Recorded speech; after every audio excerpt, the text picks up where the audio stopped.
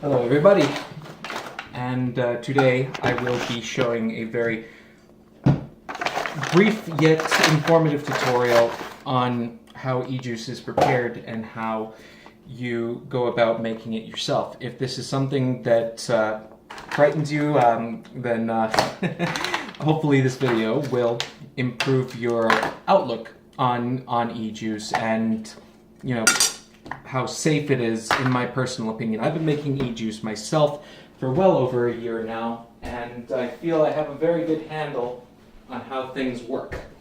So the very first thing you'll need to do is understand that there are only several primary components to e-juice.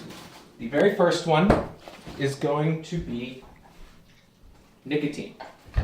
Now, nicotine is a very water-soluble substance, and at the concentrations that I use, it can be deadly to your health to come into contact with nicotine. It is readily absorbed by the skin and, like I said, highly soluble in water, soluble in propylene glycol, still kind of soluble in vegetable glycerin, but much more so in propylene glycol. So the first thing is safety. I cannot tell you how many times I have gotten nicotine solution on my hands and almost threw up, possibly had nicotine poisoning, but I've been smoking for a very long time and I've been vaping for a very long time, so my body is already kind of used to it. But please, please, please do not risk your life over something that is supposed to improve your health. So the first things first, it's always handy to keep a little bit of isopropyl alcohol of a high concentration. 99% is fine, 91 is fine. I don't like 70%. I think it just takes a little too long to evaporate, and it's not really effective. Isopropyl alcohol at 99% dries almost instantly.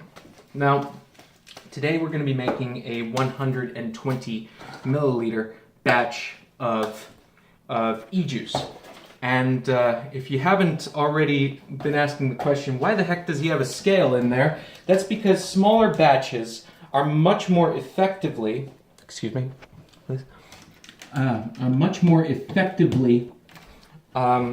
mixed up when using weight as opposed to volume. Now, this may sound a little counterintuitive, but it's actually extremely effective. I do recommend this AWS SC501A scale for two reasons. It does actually measure weight all the way to the centigram. To the centigram level, meaning it will do decigram level. Sorry, this would be centigrams. This would be decigrams, centigrams. So 2 decimal spaces over.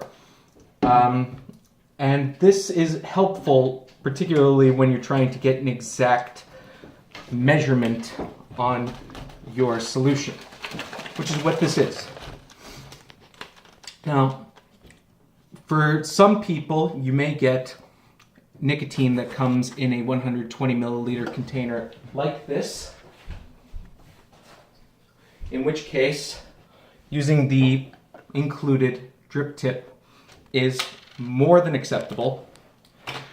And in other cases, you will get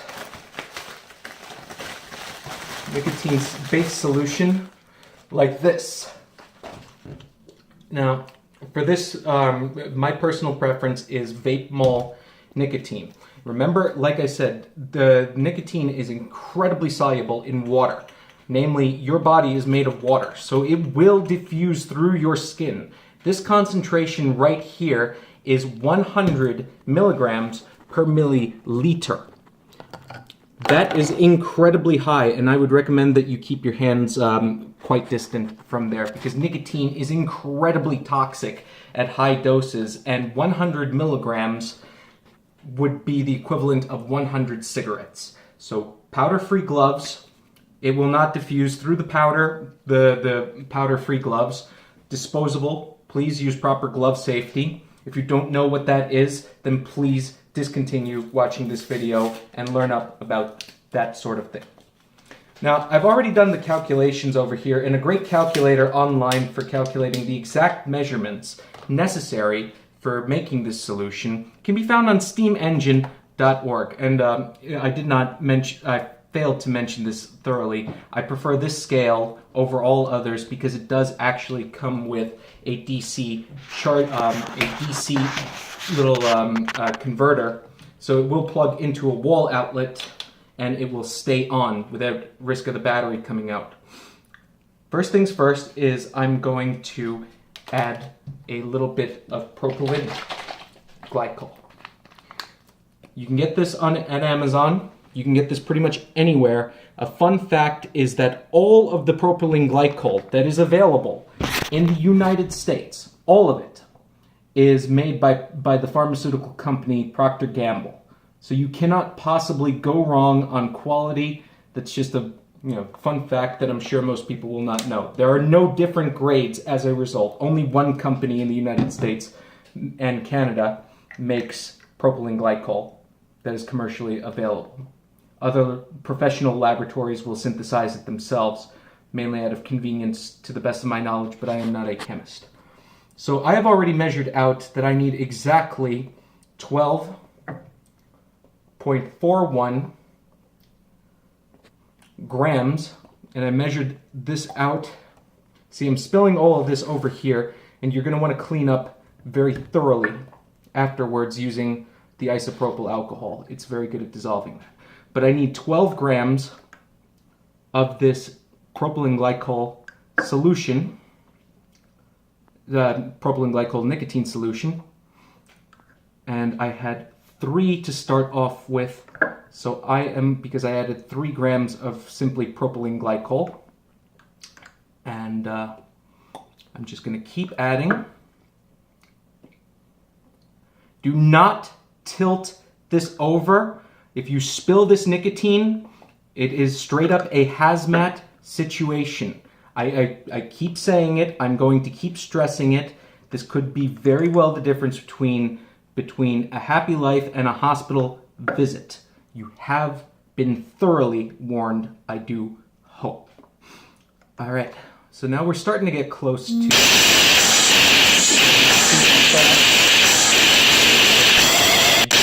Thank you.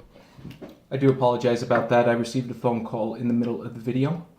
Now, we're just going to keep adding until we get as close to 15 as possible, because the person who is interested in this wants a 10 milligram concentration, so 1/10 plus the combined weight of the nicotine propylene glycol. Okay, so we're going to have a 120 milliliter batch that is going to use quite a bit. This should actually suffice right here, because they did say they wanted it between 8 and 10. So if we err on the lower end of things, then we should be just fine. Immediately after usage, please clean out thoroughly.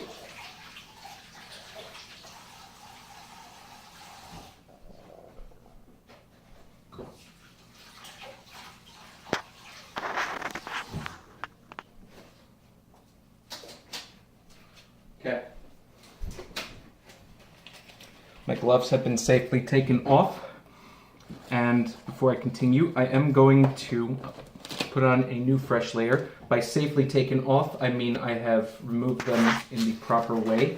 That means starting from the wrist, turning them inside out before putting them aside. So, for storage of your nicotine, you may keep it wrapped up in something like the USPS bag that I had. You may have that wrapped up like this and just simply stored in this manner. Propylene glycol does not freeze, and nicotine will oxidize in the presence of air and light. So, storing it in the freezer. totally acceptable. Keep your workspace relatively clean, not going to be too harsh on that, but relatively clean. And just simply swivel the solution around. It's already in a propylene glycol solution, so there's no harm right now to the nicotine, aside from the air attracting it. Now we're going to add our flavoring. In this case, I have Drams. I will link to the video description below. And we're going to be going for a rather odd flavor. We're going to be going for a green apple and strawberry kiwi flavoring. These Drams I bought off Amazon for about $15. They've lasted me so far they have lasted me about, I would say, 6 months. And these Drams are alcohol, not oil-based. They are alcohol-based. They will preserve better. The alcohol, if you're thinking you're going to get drunk off of this, no, sorry, not going to happen. It's not that much alcohol in there. It's just enough to preserve the flavoring. All right? And you can add to your heart's content. For this case scenario, I'm using quite a bit, but that's because I expect with shipping and everything like that, this is going to take a little while to reach its final destination, and I'm just going to kind of leave it like that. And the rest of it is going to be topped off with vegetable glycerin. Now this has a lot of mixed things to it with vegetable glycerin. There are many types of glycerin. I use a soy-based. Some people have an allergy to soy. You probably want to use a palm for that, and in that, people do have an allergy to palm as well, so, the hell. You can't really win all the time, but when you do win, it's great. Soy is cheaper. It's totally genetically modified, but who the hell cares? It's soy. The only genetic modification that is really used is to, and that should be perfect, is to allow it to survive in more climates. So soy is one of the most genetically modified. It's cheap. This amount should cost you no more than $10. Lasts me quite a while. Now that the solution is mixed, all right, I'm going to cap it off like so, and I'm going to shake it. This is all for all you bartenders out there. This is like shaking something that would have like a protein or something in there, or a citrus, where you have to shake it laterally. Why laterally? Because, as I've said before, nicotine is not terribly soluble in vegetable glycerin. Not very at all. It's much more soluble in propylene glycol, and there is a massive amount comparatively of propylene glycol, of vegetable glycerin to propylene glycol. The only real reason for that is, for me, I think vegetable glycerin adds a bit of a sweetness, soy being the least sweet of them all, most neutral of them, but it adds a bit of a sweetness. It tends to last a lot longer, and though you gotta kind of shake the ever-living hell out of it, I believe that it holds its own better than most. All right? Now, when we take a look back at the solution, you're going to see close up, you see all those little bubbles in there. Those are air bubbles. It's a little bit of alcohol in there that is floating to the top. It's all the water that was in there starting to bind. If you keep shaking it even more laterally, then you get some beautiful things happen. And the smell off of this thing is quite good. But we are not done yet. Now that we've mixed up all the oils and stuff like that that could be in there, right before we clean it out, this is safe right now. This is safe to touch. The nicotine concentration is at its lowest possible level. And what we are going to do is we're going to add just a drop of distilled water. Now, why distilled water? Distilled water reacts with the propylene glycol and the glycerin, which are both, as they are, humectants, which means that they readily absorb water from the atmosphere. I'm gonna leave that over there, and I gotta seriously clean the table immediately after this. But when you add a little tiny bit of water, you allow the solution to become much more liquidy and easier to shake. There is a trade-off, however. It does cause the materials that are used in vaporizers to rust prematurely. Most notably, iron will oxidize much quicker, nickel will oxidize much quicker, titanium will not oxidize. That's the wire everybody should be using, but it's not available to everybody, unfortunately. And it's kind of hard to get good stuff outside of Temco. So here's our final product. We're going to let it rest a little while at room temperature because we added all of these together cold.